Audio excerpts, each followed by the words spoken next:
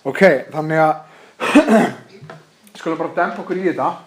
Þannig að við ætlum að lesa saman Mattheus 10, 16-25. Þegar þeir eru búin að fletta, við stöndum upp fyrir virðingu við Guðs orð og lesum. Sjá, ég sendi yður eins og sauði meðal úlfa. Verið því kænir sem höggormar og falslausir sem dúfur. Varið ykkur á mönnunum, þeir munu draga ykkur fyrir dómstóla og hússtrykkja ykkur í samkundunum sínum. Þeir munu leiddir fyrir landshöfðingja og konunga mín vegna þeim og heiðingjunum til vitnisburðar. En þá menn draga ykkur fyrir rétt, skuli þér ekki hafa áhyggjur af því, hvernig eða hvað þér eigið að tala. Ykkur verður gefið á sömu stundu hvað skal segja. Þér eru ekki þeir sem tala, heldur andi föðus ykkar, hann talar í ykkur. Bróðir mun selja bróður í dauða og faðir barn sitt. Börn munu rísa gegn foreldrum og valda þeim dauða. Og þér munu hata þær af öllum vegna nafns míns. En sá sem staðfastur allt til enda mun horfinn verða. Þegar þeir ofsækja ykkur í einni borg, þá flýið í aðra. Sannlega segi ykkur, þér munu ekki hafa náð til allra borga Ísraels áður en mannssonurinn kemur. Ekki lærisveinin meistaranum fremri né þjónn herra sínum. Nægja má lærisveini að vera sem meistari hans og þjóni sem herra hans. Fyrst þér kölluðu húsföðurinn Beelzebúl, hvað kalla þeir þá heimamenn hans? Amen, Guðs orð. Þið megi fá okkur sæti. Ok, þannig að eins og svo oft áður að þá vorum við í síðustu viku, allavega þegar ég var með eitthvað dauðan tíma, ég horfði á okkur myndir, ég man ekki alltaf eftir þeim núna og ég er búin að horfa á það nokkur sem áður. En ég var að hugsa til þess í vikunni í rauninni hvað þú fattar alltaf strax þegar myndin er frá Hollywood. Þegar myndin er frá Hollywood, oftast þegar þú ert að horfa á skandinavíska mynd þá auðvitað fattar það alltaf á tungumálinu, en oftast er líka myndin ekki neitt í skandinavísku myndum. Það er bara svona einhver gamall kall sem á riffil út í sveit og það gerist eitthvað og hann heldur svo bara áfram með líf sitt eða eitthvað leys. Og það eru svona skandinavískar myndir. En Hollywood myndir, það eru öðruvísi. Og það er svona, þú sér það er aðeins meira lagt í lýsinguna og kannski ekki allt dimmt og í skandinavískum myndum. En það sem við sjáum í Hollywood myndum eru oft þessi svona litli gæinn á móti yfirgnæfandi líkum. Að það er allt á móti honum, hann er svona the underdog og einhvern veginn nær hann að komast og sigrast á móti yfirgnæfandi mótlæti. Og ég var að hugsa til þess, einhverju leiti þá sat ég hann í sófanum og var að hugsa Independence Day myndina til dæmis, eða það sem gæinn fyrir á móti geimverunum og rotar geimveruna, fannst þið, einhver búin að horfa á það? Ekki? Ok, Independence Day. Það er geðveikt, hann klifur þessast upp í geimskipið og rotar bara geimveruna. Það er ekkert eitthvað svona byssur og eitthvað sissy stuff, hann bara rotar hana með hnefunum á sér. Independence Day er þarna svona sem underdog og hann lappar hana með geimverun út allt með eitthvað dauða geimveru og svo eru til dæmis hobbitanir. Hvað eru hobbitanir annað en bara einhverju svona litlir gæjar sem allir horfa niður á og þeir eru á svona epic mission að henda einhvern hring í eldfjall og það er málið ef þeir eru ekki búin að horfa á allar myndirnar á hennar Lord of the Rings. En hobbitanir þeir eru karakterar í Lord of the Rings. Svo er John McCain sem eyðir alltaf jólunum sínum í að drepa ykkur á vondagæja, 200-300 manns sem hann nær að drepa, alltaf rosalega óheppinn með staðsetningar á jólunum hjá sér og hann er náttúrulega þessi gæi einn á móti ykkur rússum og eitthvað og hann þarf að vera hann í loftrasti kerfinu og einhvern veginn fatta hvernig hann á að ná fólkinu út og hjálpa þeim. Og svo Neo í The Chosen One í Matrix, hann er að fatta hvað er raunveruleikinn, hvað er að gerast. James Bond, Shaken Not Stirred, alltaf að berast á móti yfirgnæfandi líkum. Og þetta er basically, alltaf þú horfir á Hollywoodmyndir þá er þetta þema. Það er einhver lítill sem horfir á og þú hugsaðir, það er ekki séns að þessi sé að fara að vinna. Og ég man að það var einn gæi sem var að tala allar sögur og sögur í samræmi við kristna guðfræði og hann var að segja rauninni að allir hafa þetta í sér að elska sögu fagnaðarheimsins. Það er rauninni að einhvern veginn í öllum sögum sem við segjum þá erum við einhvern veginn að setja sannleikann sem við þráum að sé rétt sem er fagnaðarheimsins sjálft. Það er rauninni þegar við sjáum Jesús koma þá kemur hann einn á móti yfirgnæfandi líkum og endanum rústar hann. Endanum tekur hann allt og rústar öllu og kemur út sem sigurvegari. Nú, síðasta sunnudag þá vorum við að lesa fyrstu 15 versin í Mattheusarguðspjalli 10. kafla og þar var hann að segja lærisveinum sínum að vera tilbúinir að fara út og segja gyðingunum frá hver hann ver. Og hann tekur sérstaklega fram, farið ekki til heiðingjana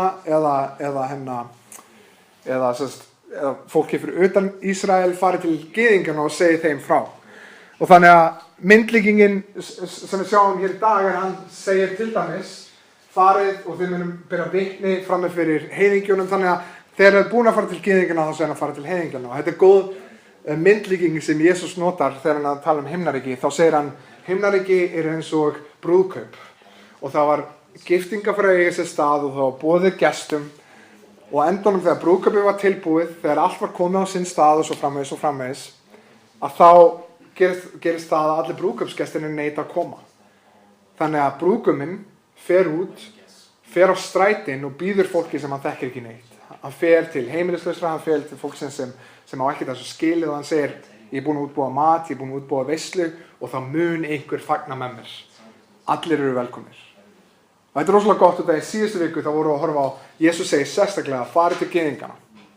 Og við sjáum þetta í Póstulasögunni þegar Páll fer, hann fer alltaf fyrst til gyðingana, svo berjaður hann, ger eitthvað, lemjaður og neita hlusta á hann og þá fer hann til Grikkjana, fer hann til heiðingjana. Og það sem við erum í dag er ekkert annað en afgangurinn. Að við erum Krists í dag út af því að við erum þessi gestir sem voru á strætunum. Við þekktum hann ekki neitt, við áttum ekki þessu skilið og hann segir, komið, ég er búin að útbúa brúðkaup og þið fá að vera að hluta því. Þið fá að vera að hluta þessari veislu, borða endalaust, njóta, hafa gaman og svo framvegis. Og með þess magna að hann notar hérna til þess að lýsa okkur sauði. Og í íslensku getum við notað þetta til þess að móðga ykkur, blessaður sauður. Þannig að þessi er svo mikið sauður, eitthvað svona. En þetta er mjög viðeigandi.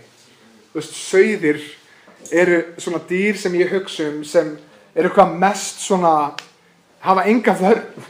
Ég hugsa með mig til dæmis, þegar ég var að pæla rosalega mikið í þróunarkenningunni, af hverju ósköpunum eru sauðir til? Hvernig er það survival of the fittest? Með eitthvað svona háa, hvernig það verja sig?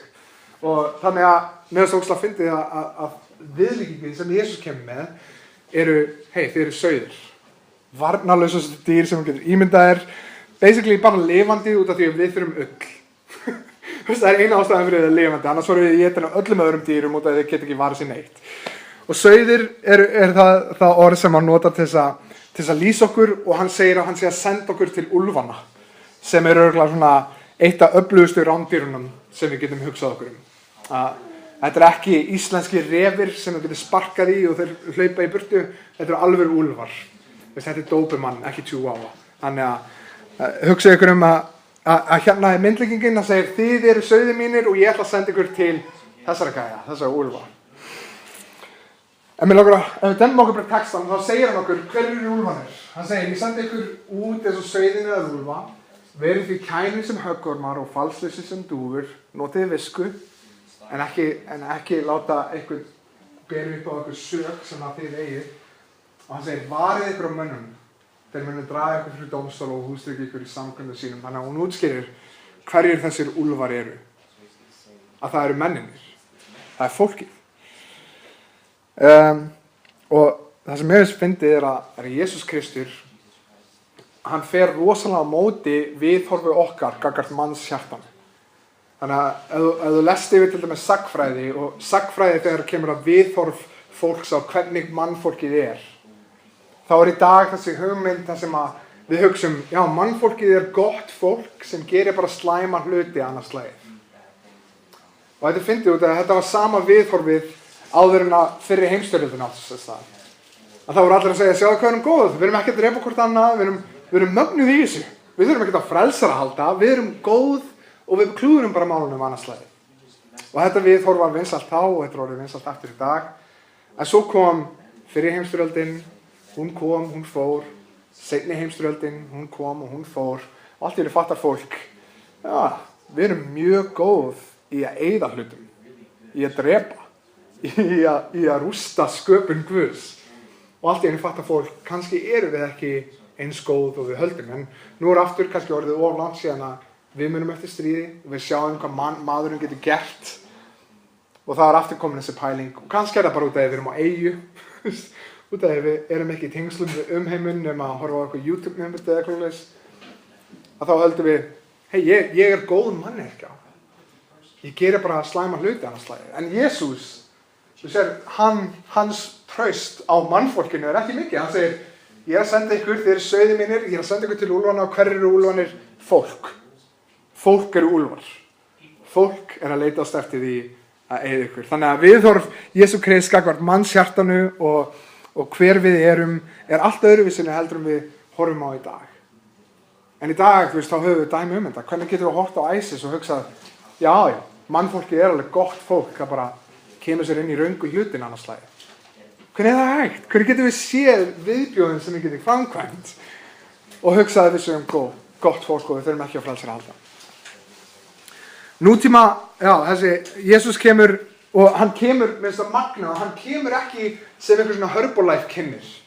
Hefur einhverjur plataður á Herbalife kynningu henninni eða einhverjur svona píramíta, seldi vöru og ok.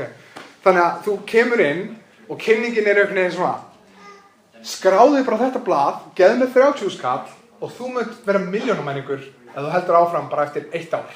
Veistu, bara eftir 1 ár ef þú ert duglegur, þá ert þú að fara að eignast milljónir, þú ert gett vinsælt, þetta er gett töff og þetta er svona myndin sem er sett fram.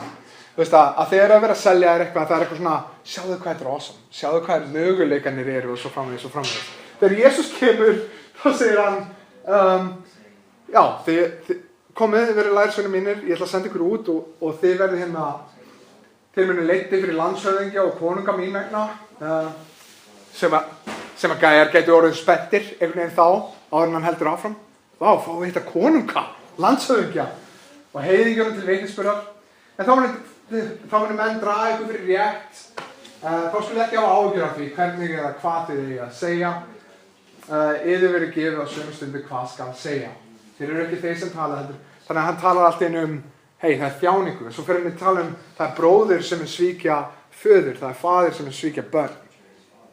Og það er að segja, það mun einhver segja, bróður minn, geti sagt, þessi er kristinn. Þegar einhver er að leita kristnum, einhver er að drepa kristna, að þá munum bróðir svíkja bróður, bróður svíkja pappa, pappi svíkja börn og segja, hei, þetta er þau, ég er ekki einn af þessu kristum gæðum. Þannig að Jesús Kristur kemur ekki með Herbalife kynningu, hann kemur ekki með sjáðu hvað þú getur orðið milljónamæringur fljótt, sjáðu hvað lífið getur orðið þægilegt, sjáðu hvað þú getur orðið vinsæll, ef þú heldur bara við mig, reyndar endan á að segja, hei, þeir eru búin að kalla mig djöfulinn, búist við því sama. Þannig að segja, þeir eru búin að kalla mig djöfulinn, búist við því, ef þeir eru lærisveinir mínir að fá það sem meistari ykkar hefur fengið. Sú gleði og sú hamingja sem við finnum í Kristi er ekki byggð á því að peningar komi eða frægð eða vinsældir. Sönn gleði er ekki byggð á neinu jarðlegu heldur Guði einum. Og jafnvel í líkamlegu þjáningum, ótta, þá getum við haft gleði í því að gleði okkar er byggt á okkur öðru. Þú veist að hvað sem við erum, hversu þægilegt sem líf okkar er eða hversu óþægilegt sem líf okkar er, þá getum við vitað að það sem við erum í dag vegabréfið okkar getur sagt að við séum Íslendingar en við vitum að við tilhörum öðru ríki. Að við tilhörum annarri menningu, við tilhörum öðrum konungi. Og ef þú ert hér í dag, þá er sál þín að leitast í eitthvað raunverulegt, eitthvað raunverulega gleði, eitthvað meira heldur en heimurinn hefur fengið að bjóða upp á þessum tímapunkti. Og það sem að ég pældi oft í þessu, þú veist, hvernig, ég var að lesa alls konar, þú veist, þegar við varum að byrja kirkjuna, hvernig var best að ná til fólks og svo framvegis. Það voru margir að leggja áherslur á hvernig tónlist ertu með, hvernig hljóðkerfi ertu með, hvernig ljós ertu með og þú veist, ertu með flott, þú veist, að miða. Ég prentaði út 500 miða. Þú veist, ég var að fara eftir einhverjum checklista sem að gerði einhver suðuríkja bandaríkjamanni. Það sem að þú setur bara upp skilti og fólk kemur í kirkju.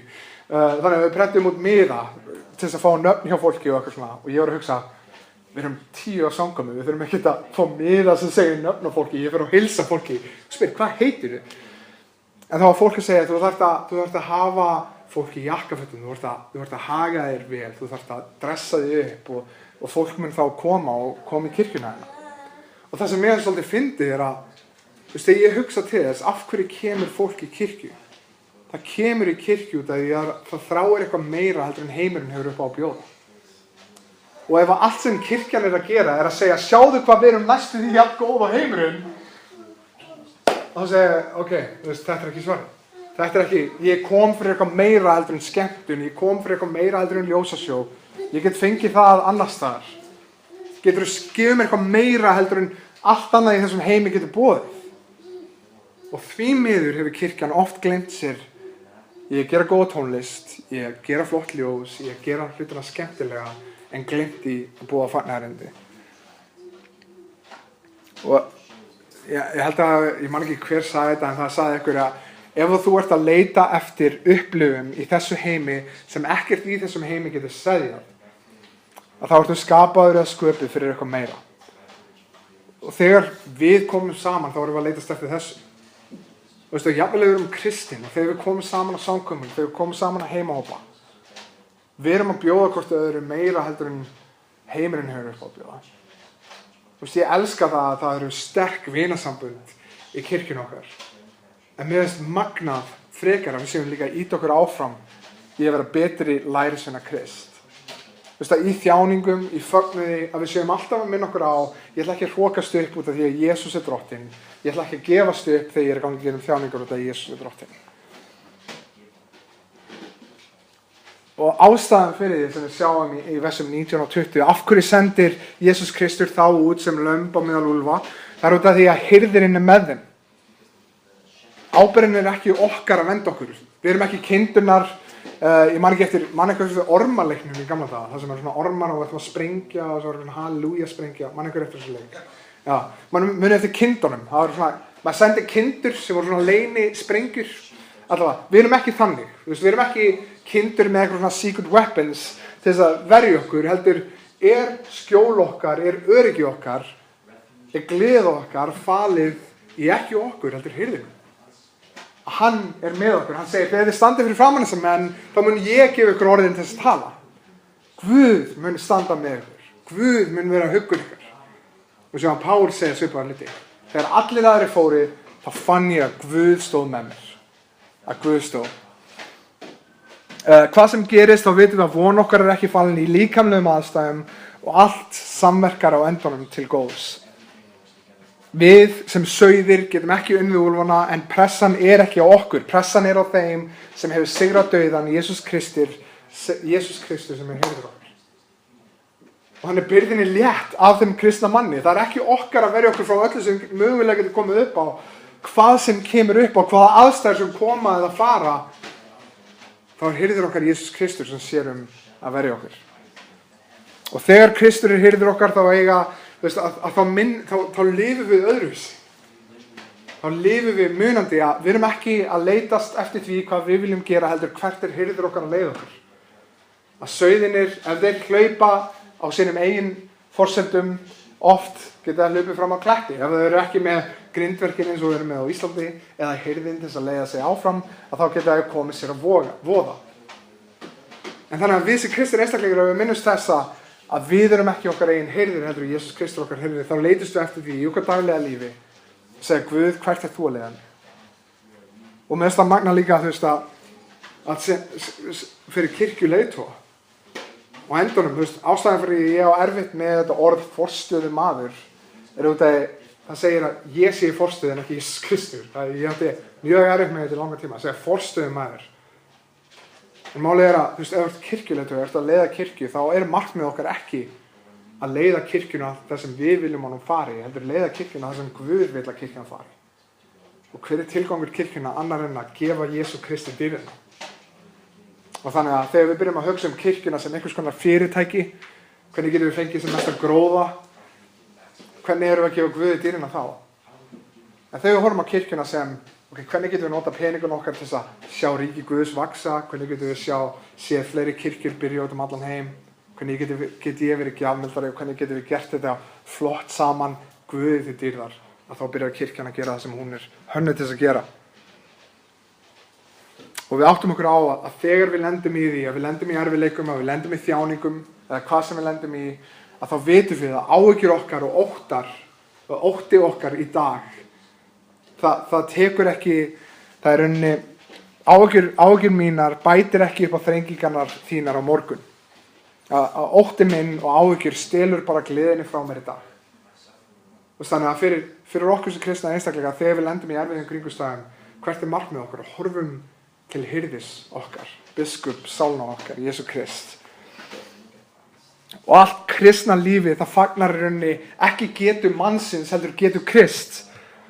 Það fagnar því að hirður okkar og biskup sálna okkar, hann hefur klárað verkið. Við fögnum því hvað hann hefur gert. Og því miður hefur við svo oft látið kristna trú fjalla einmitt hvað við getum gert.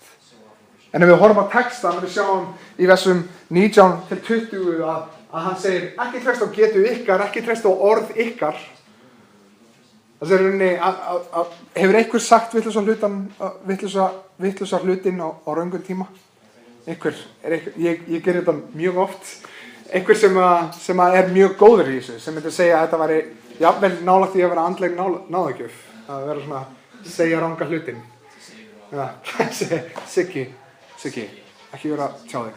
Okay, nei, ég er að tjekka. En þú veist, ég segi mjög oft ranga hlutin á röngum tíma. Og hann hérna er að segja, hei, ekki hafa von á ykkar orðum, á getu ykkar, hafi von í þeim orðum og þeirri getu sem Guð mun gefa ykkur í þeim kringumstæðum sem við eru í. Svo höldum við áfram.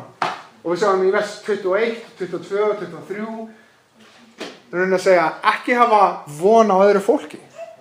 Er einhver sem hefur verið særður af öðru fólki inni?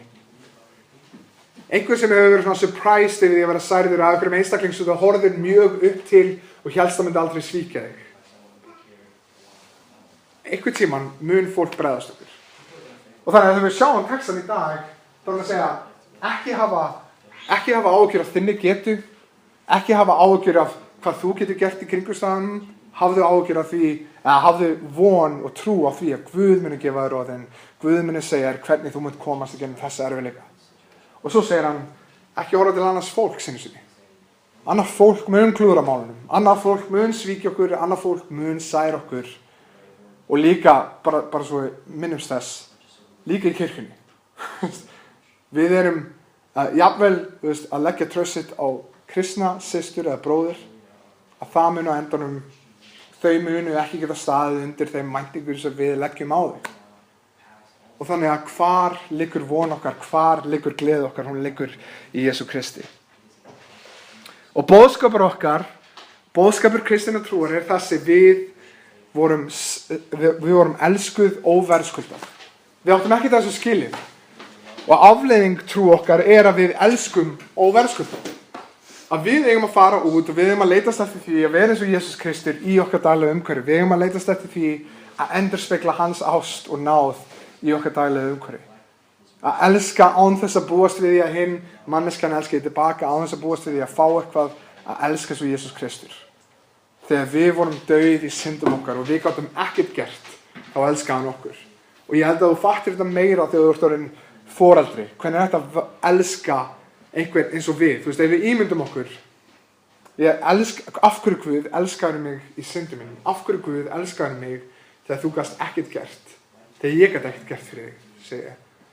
Og ég fatti þetta þegar að Mikael fættist í fyrsta skipti og ég fekk að halda á honum og sérstaklega eftir nokkra daga af mjög háu gráti og kúk og bara svona, hann eyðilagði allt í rauninni. Hann eyðileggur allar áætlanir, þú mætir alltaf klukkutíma seint eitthvað þegar þú ert nýbúin að eignast barn. Og ég hugsaði, þessi krakki, ég er með bauga í augunum, ég er ógeðslega þreyttur, ég er búin að skipta á 5 bleium í dag. Þú veist, hversu mikið getur einn manns líkami kúkað? Og ég hugsa, ég elska hann.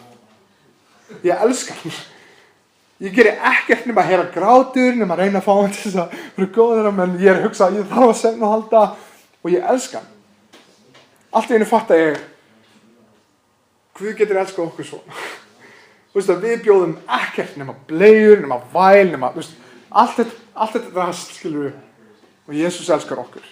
Að það er eitthvað við það þegar þú heldur á barninu, allt í einu þannig einstaklingur sem getur ekkert gert fyrir þig og í rauninni getur ekkert gefið þér nema vesen og þú elskar þennan einstakling óverðskuldað. Og þannig að boðskapur kristinna trúar er þessi að meðan við vorum dauð í afbreytum okkar syndum, kom Jesús Kristur og elskaði okkur. Og hver afleiðing trú okkar? Afleiðing trú okkar að fara út og elska fólk eins. En það sem að fyndi að niðurstaðan hérna, fólk mun hata okkur. Hversu ironic það? Fólk mun hata okkur fyrir þetta. Þessi boðskapur að elska óverðskuldað og fara út og elska svo Jesús Kristur, að fólk mun hata okkur fyrir það. Og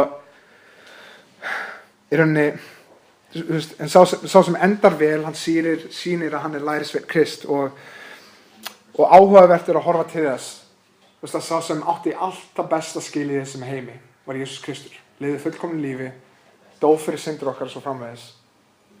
Hann var myrtur fyrir að gera ekkert.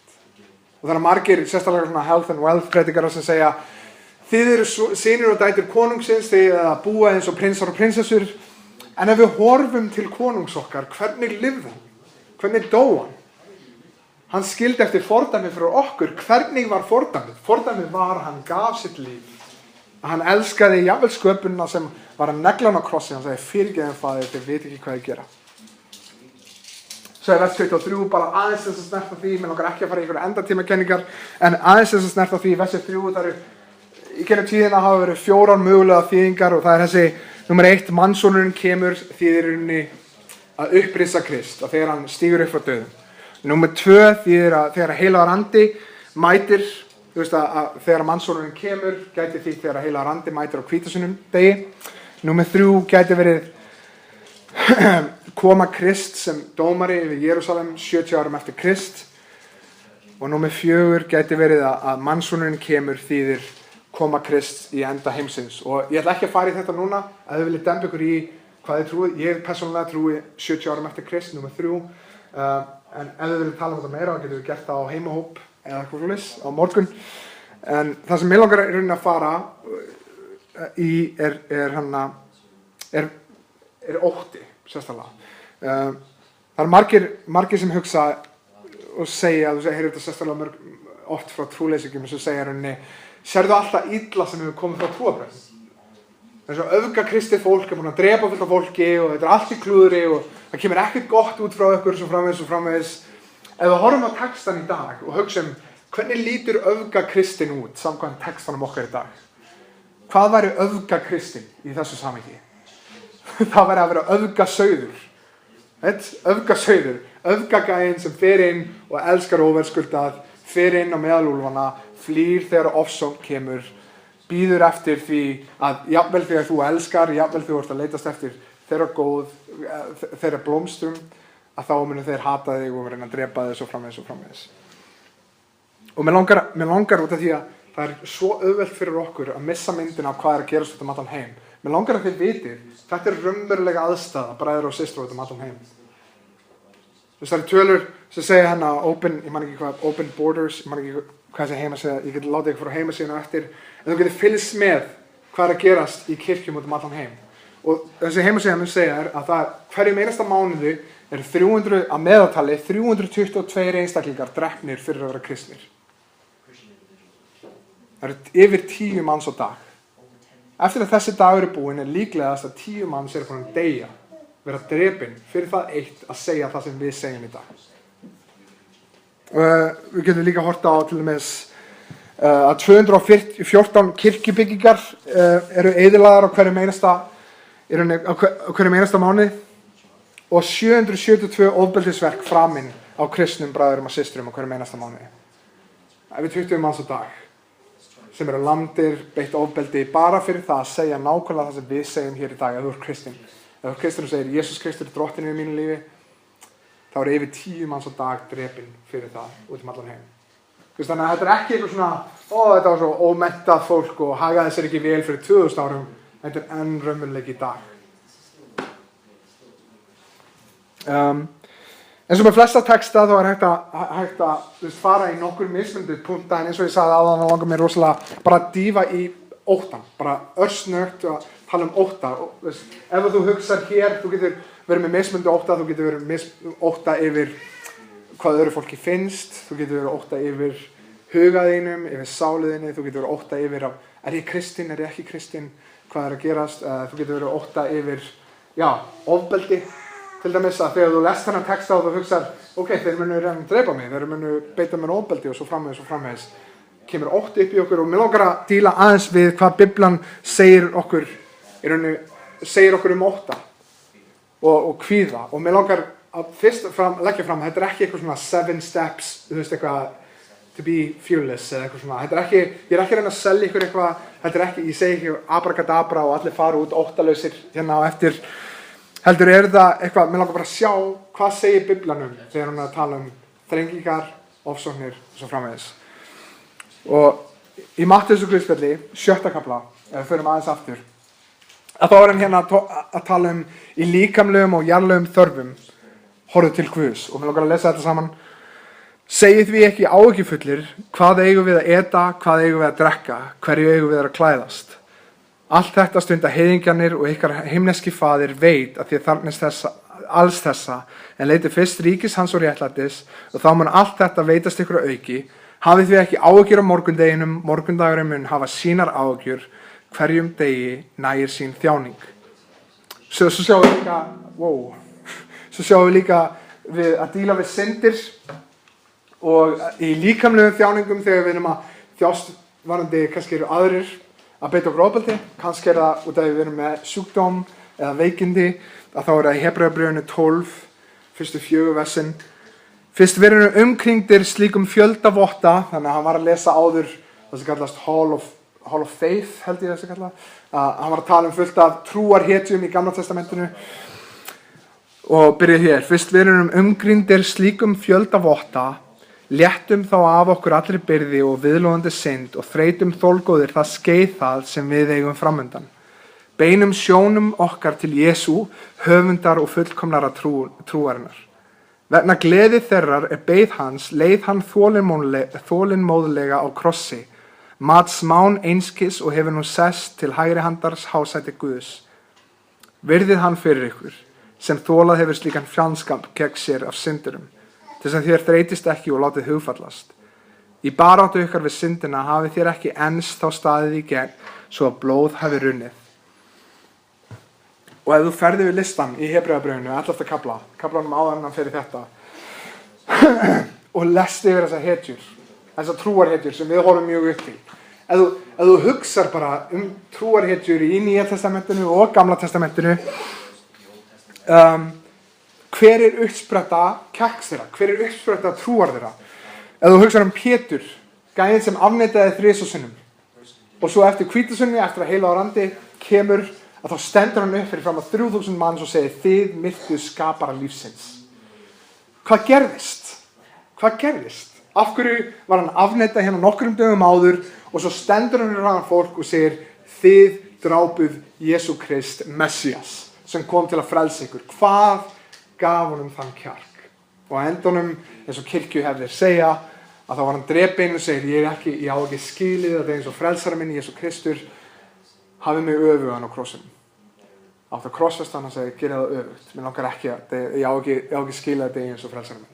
Hvað gerir það verkum að einstaklingur fer frá því að afneittunum 3 yfir í að vera tilbúin að standa fyrir fram mörg þúsund manns og segja þið myrtu skapara lífsins? Og hvað gerir það verkum að hann sé svo tilbúin að deyja fyrir þetta? Eða hugsaðu Davíð og Góliat. Hvað er það sem gaf styrk? Það var ekkert náttúrulegt. Það var ekki vopnin, það var ekki brynjan, það var ekki stærðin, það var ekki röddin. Það er ekkert náttúrulegt sem fólk gæti horft á og hugsað, já, Davíð á pottit að vera með kjarkinn sem hann er með. Ef við horfum á Gídeon, við horfum á Gídeon sem trúarhetju, þegar Guð kemur að honum og segir, Gídeon, þú ætlar að drepa óvinaherinn. Hvað segir Gídeon? Ég er mesti auminginn í mínum ættbálk og ég er mesti aumingja ættbálk af öllum í Ísrael. Það er Gídeon og það er hann, hvernig hann lýsir sjálfum sér. Ég er mesti aumingi sem þú getur fundið í öllu Ísrael. Hvað gerir það að verkum að hann var tilbúin að fara með 300 manns á móti heilum her? Ef við sjáum Móses, hei Guð, Guð kemur til Móses og segir, þú mun tala fyrir mína hönd og hann segir, ég er ekki góður í að tala. Hvað gerir það að verkum að þessir einstaklingar voru svo tilbúinir að leggja líf sitt í sölunar? Það er út af því að þeir horfðu til Guðs. Út af því eins og í textana sem við erum að díla við í dag, hann segir alltaf horfðu til hirðins. Von okkar og gleði okkar og hamingju okkar er ekki á okkur komið. Þú gast ekki gert þetta. Þú ert ekki það mögnuð persóna. Og ef þú horfir bara á þig, að þá mun á endunum gleði okkar verða engu. Út af því að ef ég þekki sjálfa mig rétt, þá klúður ég málunum 100%. Ég er alltaf að klúðra málunum. Ég er alltaf að segja við þessu hlutina og ef ég legg traust mitt á annað fólk, það bregst alltaf á einhvern hátt. Og þannig að ef við tökum til dæmis vers hérna í öðru Korintharbréfi sem að margir henda út svona, og ég hugsaði ofta yfir tíðina bara, ok, ég veit þetta hljómar vel, ég veit ekkert hvað það þýðir. Þannig að við lesum þetta í samhengi við það sem við erum að tala um. Öðru Korintharbréfi 10:5-8 Við brjótum niður hugsmíðar á allt sem hreykir sér gegn þekkingun á Guði og hertökum hverja hugsun til hlýðni við Krist. Og við erum þess albúnir að refsa sérhverju óhlýðni þegar hlýðni ykkar er fullkomin orðin. Þér horfið á hið ytra, ef einhver treystir því að hann sé Krist, þá hyggi hann betur að og sjái að eins og hann er Krist, þannig eru við það einnig.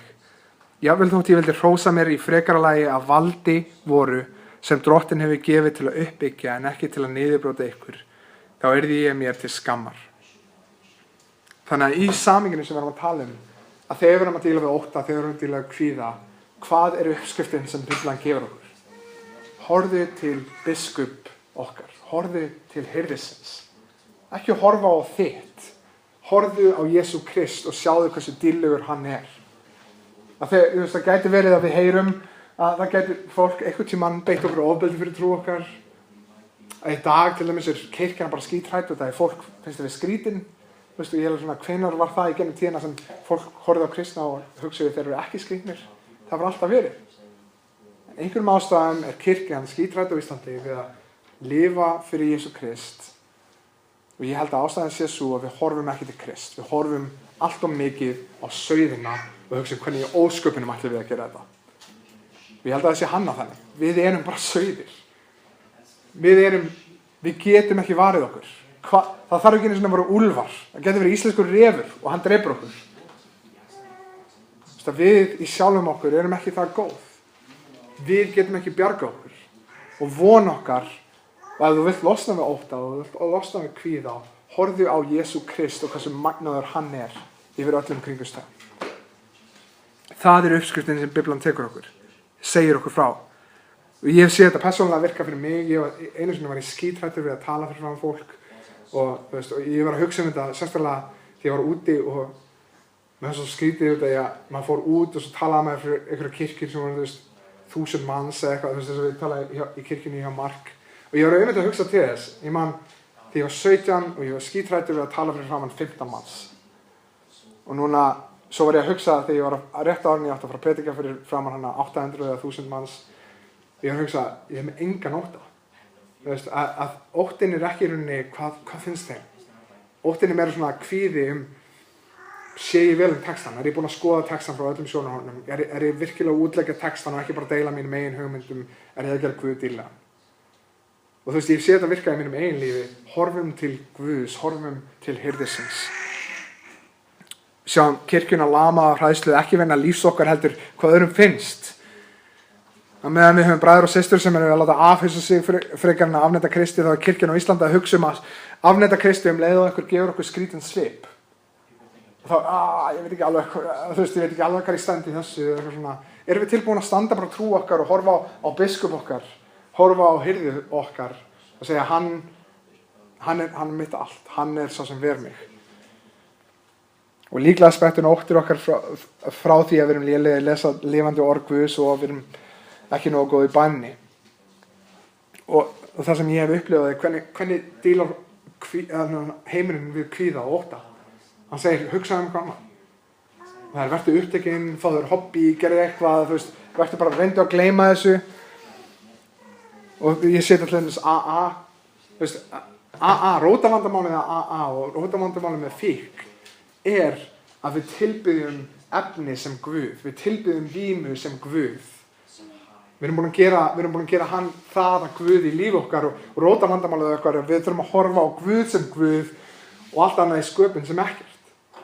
Og það sem að AA býður rosalega oft upp á hættu að horfa á þetta sem Guð og byrja að horfa á edrúmennsku sem Guð. Hugsaðu edrúmennsku alla daga, alltaf. Mættu að funda okkur einasta degi og myndu sjálfa þig á að þú ert víkill. Myndu sjálfa þig á að þú ert háður þessu og þú getur ekki gert. En það sem Biblían segir okkur að gera, ekki skipta einum lélegum Guð út fyrir annan lélegan Guð. Skiptu lélegum Guð út fyrir hinn raunverulega Guð. Í ótta, í kvíða, í að díla við fíkn, í að díla við lífið sjálft. Horfðu til Guðs. Því það er ekkert annað og engin annar í þessu lífi sem mun ekki valda þér vonbrigðum eða þú lætur það sem Guð á að bera á aðra mannesku eða annað fólk eða aðra tilfinningu eða aðra hugmyndafræði. Allt annað mun brjótast niður á endanum, allt annað mun gefa okkur vonleysi. En Guð mun standa á sínu. Og lesum fyrst Jónasarbréf 4, 17 og 18. Ótti ekki í elskunni. Fullkomin elska rekur út ótta, því að óttin felur í sér hegningu. En sá sem óttast ekki fullkomin í elskunni. Við elskum því að hann elskaði oss að fyrra bragði. Og á endanum ekkert jarðlegt sem mun gefa okkur þessa ást. Og hér, þú veist, ástin sem hann að tala þetta ekki ykkur hugmyndafræði, þetta persóna, þetta Jesú Kristur. Að fyrir okkur til þess að díla við ótta okkar, til þess að díla við kvíða okkar, til þess að díla við lífið sjálf, horfum til Krists. Og Matteus 10 segir að þeir sem enda sína þeir eru lærisveina Krist og hvernig endumst við? Við endumst með því að horfa á Krist í öllum kringumstæðum. Hvað ef ég lendi í því að ég greiddi með krabbamein í daginn? Hvað ef ég lendi í því að ég fatt að ég á eina viku eftir ólífið? Hvað ef að peningarnir fara eða húsið fer? Hvað ef að fólk hlæra mér? Hvað ef að fólk beitir mér ofbeldi fyrir því sem ég trúi? Í hvaða kringumstæðum horfðu til Krist og ekki bara í því slæmu, líka þegar gengur vel. Það er eiginlega mikilvægt að horfa til Krist þegar gengur vel, þegar við eigum alla peningana og við erum á húsið og horfa til Krist þá. Þegar við minnumst, þetta er ekki Guð minn, þetta er ekki hamingja mín, Guð er mín hamingja. Og fyrir suma þá getum við breytt hugafar okkar núna, við getum labbað út og við getum hugsað héðan í frá horfum við til Krist í öllum kringumstæðum. Og fyrir aðra sem er að díla við ótta og kvíða, ég veit að Svava er að díla við ótta og kvíða, til dæmis kona mín, það getur tekið nokkra mánuði og nokkur ár, það sem við erum að þjálfa okkur í, gleði mín og von liggur í honum. Og þegar ég lendi í erfiðum aðstæðum, þegar ég lengi þrengingum og ágreiningum svo framvegis, þá horfi ég til Jesú Krist. Mér langar bara að gefa 4 praktísk skref til þess að gera þetta mjög stutt. Hvernig getum við að horfa á Jesú Krist betur bara í okkar eigin lífi? Númer 1 var ég að mæta á samkomur, mæta í heimahópa, leyfa öðrum fólkinu í kringu að íta þér að Jesú Kristi, að benda á Jesú Krist í kringu að þegar við lendum í aðstæðum eða krísum og þá horfum við á Jesú Krist. Og það getur bara að skrifa kannski þessi, eða kannski lesið bara snögglega yfir, Hebreabréfið 10, 23-25. Höldu fast við játningu vonar vora án þess að kvika, því að trúr er sá sem fyrirheitið hefur gefið. Gefum gætur hverja öðru, hvetjum hver annan til kærleika og góðra verka, vanrækið ekki safnaða samkomur ykkar eins og sumra er siður, heldur uppbyrðu hver annan og það því fremur sem þið sjáðu að dagurinn færist nær. Númer 2, sjáðu Jesú fyrir þér upphafinn daglega. Lestu Biblíuna. Þetta er, lesa Biblíuna, frekar basic. Þegar við lesum Biblíuna þá sjáum við Jesús Kristur er betri en allt annað sem lífið hefur upp á að bjóða. 2. Tímóteusbréf 3, 16-17.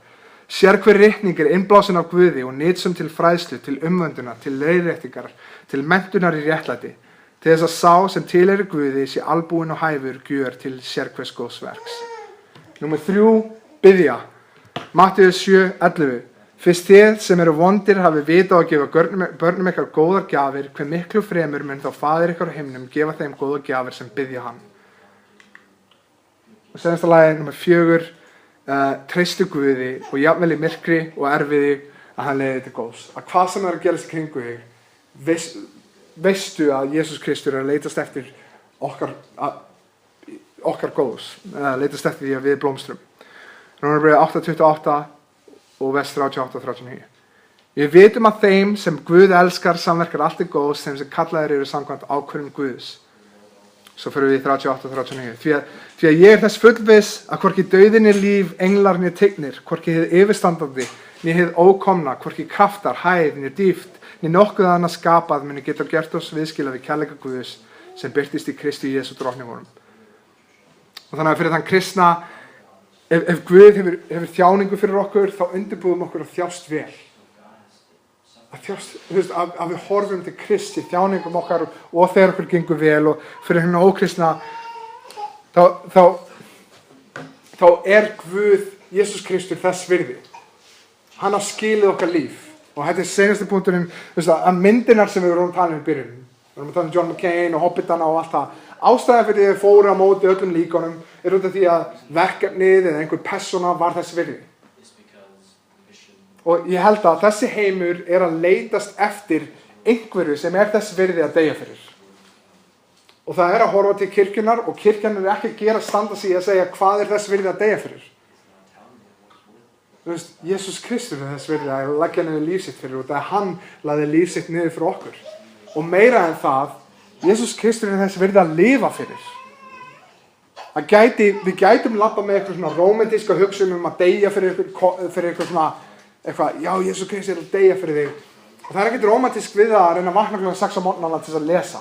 Það er allt í einu öll rómantísk tilfinning farin. Þetta er svona, þú ert að reyna að losa þig við hvað sem þetta er sem er alltaf í augunum þínu þegar þú vaknar, skilur, og reyna bara að slökka á þessari vekjarklukku sem er að gera þér brjálaðan og reyna að koma þér út úr rúmi til þess að lesa. Jesús Kristur er þess virði að deyja fyrir og lifa fyrir. Og það er það sem mig langar að við föttum hér í dag. Að við sem kristinir einstaklingar, við lifum fyrir hann vel, við þögnum vel þegar allt gengur vel, og þegar þjáning kemur og kvíði, að við horfum til Krist. En fyrir okkur öll, þá er hann þess virði að ganga í gegnum allt þetta. Þannig að biðjum saman. Heilagur Faðir, við þökkum þér fyrir þína náð, þína miskunn, fyrir allt sem þú hefur gefið. Drottinn, fyrir það að við höfum þig sem heyrði, Drottinn, að allt í einu tekið þessi þyngsl af okkur, á meðan við gátum ekkert gert, Drottinn, að við erum varnarlaus án þín. Þú ert okkar klettur, þú ert okkar von, og við leggjum traust okkar von á þig, og við þökkum þig fyrir, Drottinn, að við fáum að kallast þín börn. Drottinn, ég bið ef það er einhver hér inni sem er ekki kristinn, sem hefur ekki sagt við þig, ég ætla að gefa mér þitt líf, en héðan í frá lifi ég ekki fyrir mig, heldur lifi ég fyrir dýrð Jesú Krist. Drottinn, ég bið að þú umbreytir hjörtum, þú opnir augu, þú hjálpir okkur, Drottinn, að varðveita orð þitt, að elska þig, og með gjörðum okkar, og með öllu sem við segjum, með okkar daglega lífi, Drottinn, megum við lifa fyrir þig, með okkur átt okkur á því, Drottinn, að þú ert þess virði að lifa og deyja fyrir. Og þegar við lendum í þjáningum, þegar við lendum í erfiðleikum, Drottinn, megum við horfa til þín. Það er svo oft það sem ég finn mér þess að ég sjálfum mér, Drottinn, þegar ég lendi í ykkur, það er svo auðvelt að fara í aðra hluti. Drottinn, megi ég horfa til þín á stundinum, leið og ég finn fyrir ótta eða kvíða eða þjáningu, megi ég horfa til þín. Drottinn, og þegar allt gengur vel, þegar fjárhæðurinn eru góðu og vinnan er góð og daglega líf okkar er þægilegt, megum við enn meira horfa til þín, vitandi að okkar hamingja er ekki í því sem þú gefur okkur, heldur í þér. Við þökkum þér fyrir, Drottinn, að við höfum þig, þú sem ert upphaf og endir trúar okkar, Jesús. Í Jesú heilaga nafni. Amen.